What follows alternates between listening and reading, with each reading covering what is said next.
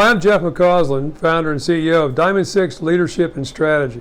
What I want to talk to you today about is building a team and an experience that I had an awful long time ago that stuck with me throughout my career.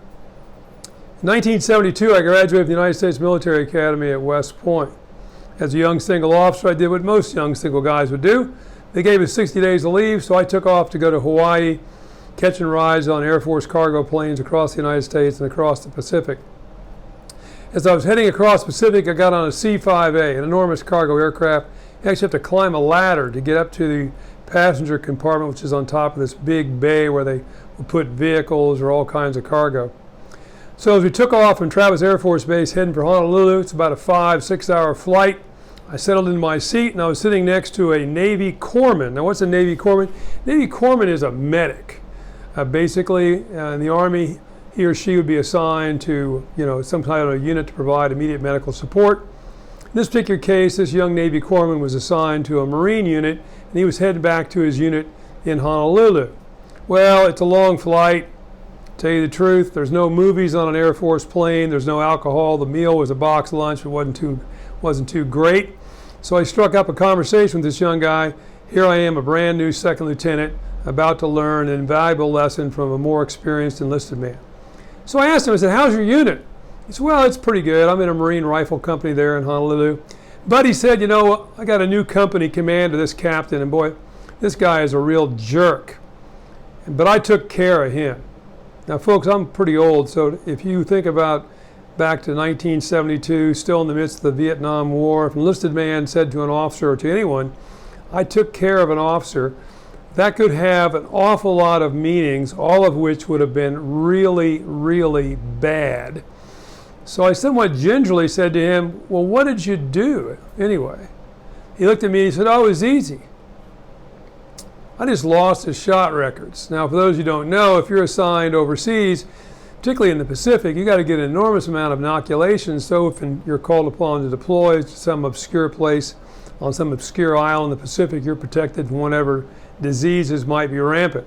I can remember going through long lines of GIs when I entered the military and literally getting 4 shots at one time, 1 on each shoulder, and the other 2, I'll let you figure out where those 2 locations were as I was going along with my buddies.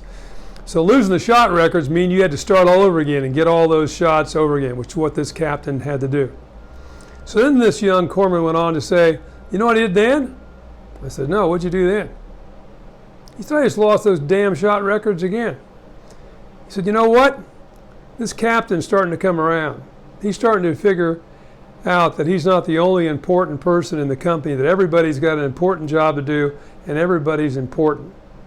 And that stuck with me throughout my entire career. Everybody on the team is important. And how do I think about that in building a team? So let me give you a couple of thoughts on how you might translate that into action and avoid somebody losing your shot record. First of all, use some form of feedback or after-action reviews. People on your team will always think you know more about what's going on than they do, and they may even think you know more about what's going on than you do. But you need to give them some feedback. Ensure the team knows what are recoverable and non-recoverable mistakes. What are the things that, frankly, are going to get you fired? But what are the things that you can do if you show a certain amount of initiative? Make sure to identify what your values are and the values of the organization. Get to know the hopes and desires of the team. If you violate someone's trust in the team, work it out as quickly as you can. Deliver on all the agreements that you make or all the promises you make and explain why not. You need to build a certain amount of idiosyncratic credits, which is a fancy word for trust in the organization. That's one way to do it. Be clear about your expectations. Take responsibility for your mistakes and be willing to take one for the team. Be their heat shield. Realize that whatever you say in the inner circle of your team is going to reach the outer circle. And deal with the source of the problem. That may mean you need to eat a frog first thing in the morning. I may need to take the tough problem on in the morning. A very wise old soldier, far wiser than I, once summarized this pretty well with a short poem. In 1965, General Dwight Eisenhower was returning to Europe as part of the 20th anniversary of the end of the Second World War. He was traveling by ship.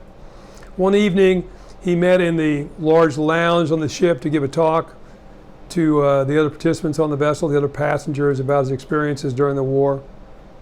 And he ended that particular talk with the following poem. The moral of this quaint example is to do just the best that you can.